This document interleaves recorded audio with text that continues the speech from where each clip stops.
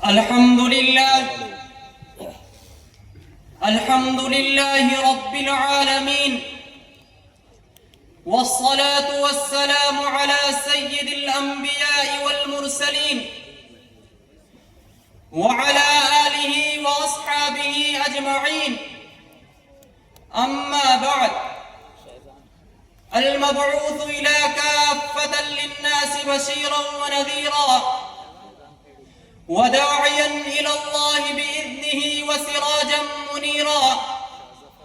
وقال تبارك وتعالى في الكلام المجيد والفرقان الحميد: فأعوذ بالله من الشيطان الرجيم، بسم الله الرحمن الرحيم: والذين جاهدوا فينا لنهدينهم سبلنا وإن الله لمع المحسنين.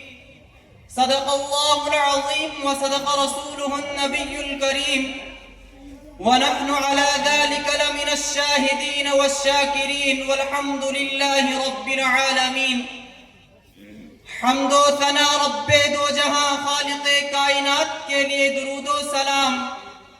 آقائے دو جہاں، فخر موجودات، رحمت کائنات، خاتم النبیین والمرسلین، امام الانبیاء، رحمت للعالمین، ہادی السبل، رحمت کل، طٰہٰ یاسین، مزمل و مدثر، محمد عربی صلی اللہ علیہ وسلم کے لیے اس سٹیج پر رونق افروز معزز علماء کرام کی موجودگی میں مجھ جیسا بے علم طالب علم کا کچھ عرض کرنا ایسا ہے جیسے سورج کے سامنے چراغ جلانا.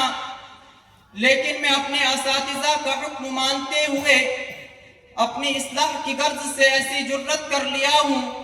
بس دعا کیجئے گا کہ اللہ تبارک و تعالی میری زبان سے صحیح بات کہنے کی توفیق عطا فرمائے. آج میں جس موضوع کو لے کر آیا ہوں اور جو عرض کرنا ہے وہ تاریخ علماء دیوبند ہے. علماء دیوبند کی تاریخ کیا ہے؟ یہ بڑا گہرا موضوع ہے. میں چاہتا ہوں آپ حضرات کے سامنے اسی موضوع کے سلسلے میں کچھ معلومات فراہم کرائی جائے. میرے دوستو، بر صغیر پاک و ہند میں جتنا کام دیوبند کے علماء نے کیا ہے اتنا کام نہ کسی نے پیچھے کیا اور نہ کوئی آگے کر سکے گا انشاءاللہ. اس میں کوئی شک و شبہ نہیں ہے کہ جب سے اس ہندوستان میں انگریز آیا، ہندوستان کے دو طبقے بنے. ایک وہ طبقہ تھا جو انگریز سے معافیہ مانگتا تھا، انگریز سے جاگیریں حاصل کرتا تھا، انگریز سے دولتیں حاصل کرتا تھا. ایک یہ طبقہ تھا، اور دوسری طرف ایک وہ طبقہ تھا جو شاہ ولی اللہ کے نام کا وارث تھا، جو شاہ عبدالعزیز کے فتوے کا علم بردار تھا، کہ جس فتوے نے مالٹا کے جیل کو آباد کر کے پھانسی کے تختوں پر چڑھ کر ساری زندگی انگریز سے ٹکرا گیا، عورتوں کو بیوہ کرا گیا، بچوں کو یتیم کرا گیا. وہ طبقہ کٹ تو گیا لیکن نہ انگریز کے سامنے گردن جھکائی، نہ دنیا کے کسی اور باطل کے سامنے گردن جھکائی. میرے دوستو، وہ دیوبند کے علماء کا طبقہ تھا. آج کل بعض لوگ کہتے ہیں دیوبند کا مدرسہ کافی عرصے کے بعد بنا. اس کا مطلب یہ ہوا جب سے دیوبند کا مدرسہ قائم ہوا اس وقت سے دیوبندی بنے، اس سے پہلے دیوبندیوں کا نام و نشان نہیں تھا. آج کل بعض لوگ کیوں کہتے ہیں، میں کہتا ہوں مولانا قاسم نانوتوی رحمت اللہ علیہ ہمارے پیر و مرشد نے دیوبند کا مدرسہ بنایا. لیکن مدرسہ بنانے سے پہلے وہ عالم تھے، وہ دین کے فاضل تھے، وہ اسلام کے علم بردار تھے. اس دیوبند کا مدرسہ بنانے سے پہلے انہوں نے علم حاصل کیا ہے. ٹھیک ہے، علماء دیوبند کے مدرسے سے پڑھے ہیں، لیکن پوری دنیا میں یہ جو علم پھیلا ہے یہ صرف دیوبند کے مرکز سے نہیں، دیوبند کے مدرسے سے نہیں، بلکہ مولانا قاسم نانوتوی کے سینے سے پھوٹا ہے. میرے دوستو، مولانا قاسم نانوتوی رحمت اللہ علیہ کون ہے؟ جنہوں نے اس علم کو حاصل کیا ہے. شاہ اسحاق رحمت اللہ علیہ سے شاہ اسحاق رحمت اللہ علیہ نے شاہ عبد الغنی سے، شاہ عبد الغنی نے شاہ عبد العزیز سے، شاہ عبد العزیز نے شاہ ولی اللہ سے، شاہ ولی اللہ نے شیخ ابو طاہر مدنی سے، شیخ ابو طاہر مدنی نے دو واسطوں سے امام عین ترمذی سے، امام بخاری نے حضرت حماد سے، حضرت حماد نے عبداللہ ابن مبارک سے، عبداللہ ابن مبارک نے امام ابو حنیفہ سے، امام ابو حنیفہ نے انس ابن مالک سے، انس ابن مالک نے محمد رسول اللہ صلی اللہ علیہ وسلم سے۔ میرے دوستو، علم میں ہمارا سلسلہ نسب مولانا قاسم نانوتوی رحمت اللہ علیہ سے لے کر آپ صلی اللہ علیہ وسلم تک پہنچتا ہے، لیکن ولایت ہمارے پاس ہے، گتیا ہمارے پاس ہے، پیری ہمارے پاس ہے، چشتی ہمارے پاس ہے، قادری ہمارے پاس ہے۔ دنیا کے اندر علماء دیوبند کو برا کہنے والوں، آپ دیوبند کے مرکز پہ اگر علم ملتا ہے، اگر ریاضت ملتی ہے، اگر جہاد ملتا ہے، اگر قرآن ملتا ہے، اسی دیوبند کی مسجد۔